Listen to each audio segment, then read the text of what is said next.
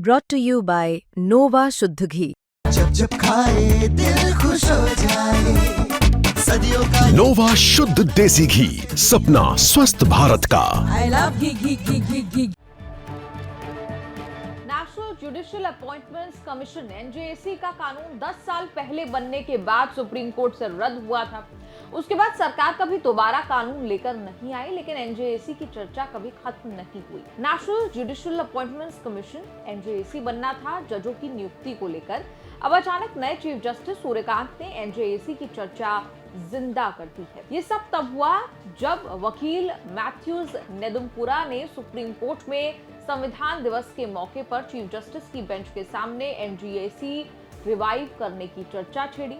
वकील मैथ्यूज ने मांग की कि एनजेएसी जजमेंट को रीओपन किया जाए और कोलिजियम सिस्टम पर फिर से विचार किया जाए। कहा कि पिछली बेंचेस ने इस पर पर्याप्त सुनवाई नहीं की। फिलहाल चीफ जस्टिस ने कहा, yes we will see, we will consider the plea. जब ये सब हो रहा था तब भूटान, श्रीलंका, केन्या, मॉरिशस के जज सुप्रीम कोर्ट में जजों की कुर्सियों पर बैठे थे। 2014 में जब मोदी सरकार आई तब शुरुआती कानूनों में था national judicial appointments commission NJAC. चूंकि एनजेएसी कोलिजियम सिस्टम को खत्म कर रहा था, इसीलिए जमकर विरोध हुआ। मोदी सरकार का लाया एनजेएसी बिल कांग्रेस, लेफ्ट जैसी विपक्षी पार्टियों के समर्थन के पास हुआ। 50% राज्यों की विधानसभा ने भी सहमति दी। सुप्रीम कोर्ट ने असंवैधानिक बताते हुए कानून रद्द कर दिया। 2015 में सुप्रीम कोर्ट में जस्टिस जेएस कहर की बेंच ने इसे न्यायपालिका के काम में दखल माना। 5 जजों की संविधान बेंच ने 4-1 से एनजेएसी और 99th कॉन्स्टिट्यूशनल अमेंडमेंट के खिलाफ जजमेंट देते हुए कहा कि जजों की नियुक्ति कोलिजियम सिस्टम से ही होती रहेगी। हालांकि तब कोर्ट ने माना था कि जज ही जजों की नियुक्ति करें, ये पूरी तरह से सही नहीं है। तब से रह रहकर national judicial appointments commission NJAC को फिर से लागू करने की मांग हो रही है। द हिंदू की रिपोर्ट के मुताबिक नए चीफ जस्टिस सूर्यकांत ने बड़ा ऐलान किया है कि वो ऐसी याचिका सुनेंगे जिसमें एनजेएसी को रिवाइव करने की मांग की गई है। एनजेएसी बनते ही कोलिजियम खत्म हो जाएगा। एनजेएसी लागू होने से जजों की नियुक्ति, ट्रांसफर पोस्टिंग में सरकार का अपर हैंड हो सकता है। यही विवाद और हंगामे का कारण बनता रहा और आगे भी बन सकता है। National judicial appointments commission act के मुताबिक 6 सदस्यों का कमीशन बनना था, जिसे chief justice of India head करते। कमीशन में 2 और सुप्रीम कोर्ट जज मेंबर कानून मंत्री सदस्य होते। एमिनेंट पर्सन्स कैटेगरी से 2 और लोगों को रखा जाना था, जिनका चुनाव सीजेआई, पीएम और विपक्ष के नेता करते। इन दोनों में एक सदस्य एससी, एसटी, ओबीसी या महिला कैटेगरी से होता।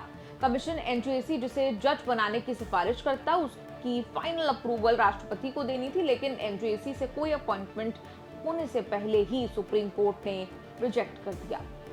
एनजेएसी रद्द होने के बाद सुप्रीम कोर्ट के 5 जजों का कोलिजियम काम करता है। Chief justice of India collegium head करते हैं। सुप्रीम कोर्ट के 4 सीनियर मोस्ट जज सदस्य होते हैं। किसे जज बनाना चाहिए, किसे प्रमोशन देना है, किसकी कहाँ पोस्टिंग करनी है, ये सब कोलिजियम करता है। सरकार कोलिजियम की सिफारिशों के आधार पर फैसले लेती है। संविधान में कोलिजियम जैसे किसी सिस्टम नहीं है। सुप्रीम कोर्ट के अलग अलग फैसलों के आधार पर जजों की नियुक्ति का कोलिजियम सिस्टम 1993 से चल रहा है। हायर जुडिशरी में कोलिजियम से पावरफुल कोई और बॉडी नहीं है।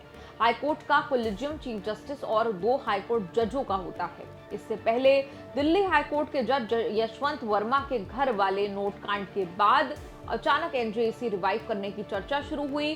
राज्यसभा चेयरमैन और उपराष्ट्रपति रहते हुए जगदीप धनखड़ ने संसद में कई बार कहा कि अगर 2015 वाला कानून होता तो चीजें कुछ और होती। एनजेएसी को लेकर नई डिबेट में कई पार्टियों की राय बढ़ चुकी है। 2015 में एनजेएसी का समर्थन कर चुकी कांग्रेस समर्थन नहीं करना चाहती। आरजेडी आरक्षण चाहती है। तृणमूल कांग्रेस को शक है कि सरकार जुडिशियल अपॉइंटमेंट्स को कंट्रोल करना चाहती है। लाइव लॉ की रिपोर्ट के मुताबिक अप्रैल में सुप्रीम कोर्ट के सामने एक याचिका आई जिसमें कोलिजियम सिस्टम को खत्म करके national judicial appointment commission NJAC revive करने की, लेकिन सुप्रीम कोर्ट ने रजिस्ट्री ने अपने ही लेवल पर याचिका रिसीव करने से मना कर दिया। अब अचानक एनजेएसी के पक्ष में चीजें बदल रही हैं। कुछ महीने और चीफ जस्टिस बनने से पहले जस्टिस सूर्यकांत ने अमेरिका की सिएटल यूनिवर्सिटी में भाषण देते हुए जस्टिस सूर्यकांत ने कहा था कि कोलिजियम सिस्टम इम्परफेक्ट नहीं है, इसमें सुधार किए जाने की जरूरत है, लेकिन सबसे बड़ी बात यह है कि ये जजेस की आजादी को सुरक्षित रखता है। कोलेजियम जजों को कार्यपालिका यानी सरकारी हस्तक्षेप से बचाने के लिए जरूरी है। उसी दौरान चीफ जस्टिस पद पर रहते हुए बी.आर. गवई ने यूके में भाषण देते हुए कहा कि कोलेजियम सिस्टम की आलोचना हो सकती है, लेकिन कोई भी समाधान न्यायिक स्वतंत्रता की कीमत पर नहीं आना चाहिए। जजों को बाहरी नियंत्रण से मुक्त होना चाहिए। भारत में विवाद ये रहा है कि न्यायिक नियुक्तियों में प्राथमिकता किसकी है। चीफ जस्टिस गवई ने उदाहरण दिया कि कैसे 1993 से पहले सरकार ने 2 बार चीफ जस्टिस की नियुक्ति में सीनियर जजों की अनदेखी की थी। आपका कोर्ट कचहरी के इस एपिसोड पर क्या कुछ कहना है? कमेंट्स में लिखकर अपनी राय जरूर